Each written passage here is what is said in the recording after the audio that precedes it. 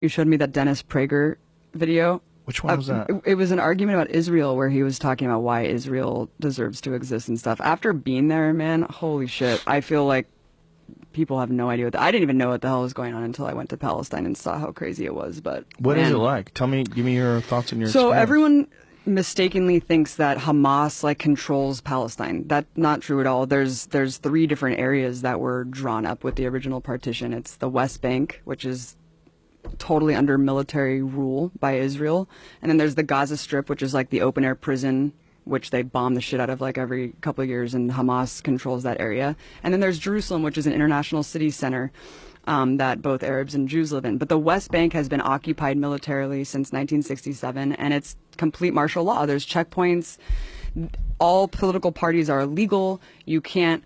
Having a gun is like the least of it. You can't hold a flag. You can't belong to a political party. You literally can't do shit if you're a Palestinian. You just have to sit there and submit.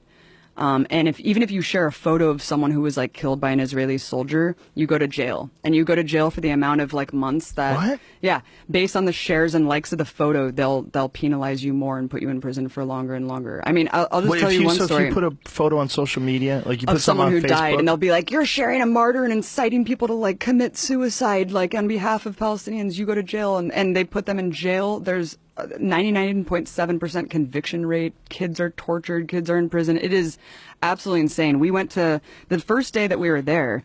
We went to a funeral of some guy, some farmer who was shot by Israeli forces, and we went to the funeral. It was horrible. You know, all the women are wailing and crying. And as we're leaving, the Israeli forces had set up a checkpoint right outside of this dude's house and started tear gassing and shooting rubber bullets like at people who were simply attending the funeral, just to punish people for attending the funeral.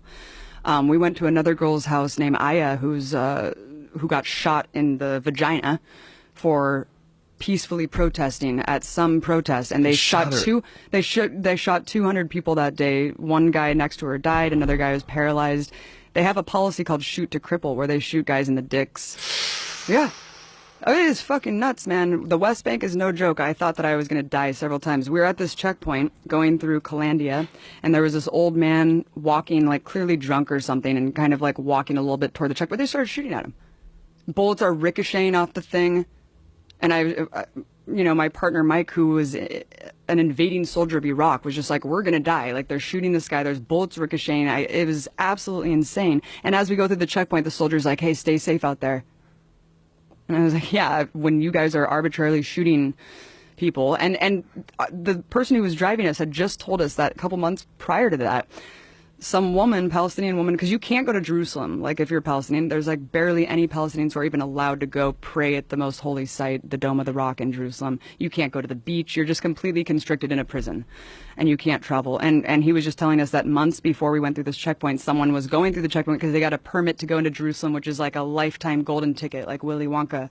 And they're walking, and she just got executed. And then what? Yeah, she just got executed, and she was bleeding out at this checkpoint, and her little brother tried to help her, and they shot him too. And they're like hiding the video of this. Why and this is they just shoot her? Because they fucking hate Palestinians, and Palestinians are animals to these people. It's sick, man. It's sick.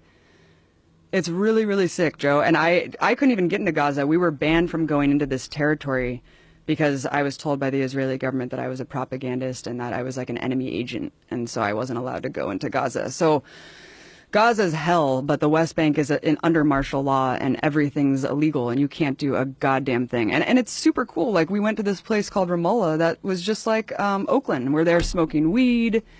There's like openly gay people there. Like, it's just completely different than what people think of Palestine, you know?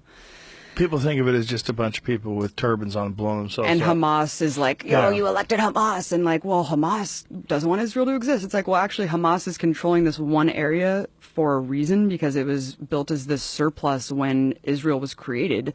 Millions of refugees were put miles away from the homes that they were ethnically cleansed from and put into refugee camps in Gaza. And when the Israeli military wanted more and more land, by the way, all settlements in Israel are illegal. All of them are illegal in the West Bank, but they just keep creating more and more and more. And we would go to these villages of just Arab people living in these villages, and the settlers will come. You have to be a fanatical fucking asshole to move from California to an Arab village in Palestine and set up a goddamn tractor trailer and just live on top of their home. And they can have giant machine guns. They can firebomb you, they can shoot you, they can beat you up.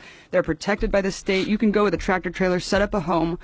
The state immediately runs a water line, a power line, and a military outpost to protect you. And the Arabs are just sitting there waiting to get killed or attacked.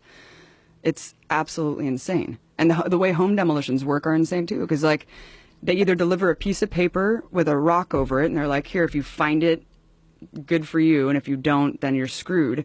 And that's if you're lucky. If you're not lucky, your home will be invaded by settlers, and you'll be forced out of your home. There's videos of this all over the internet of like groups of settlers going and literally taking over Arabs' homes, and then they just are forced out. It's crazy, man. It's completely way crazier than I ever could have imagined. How long were you over there for? A month. Whoa. Yeah.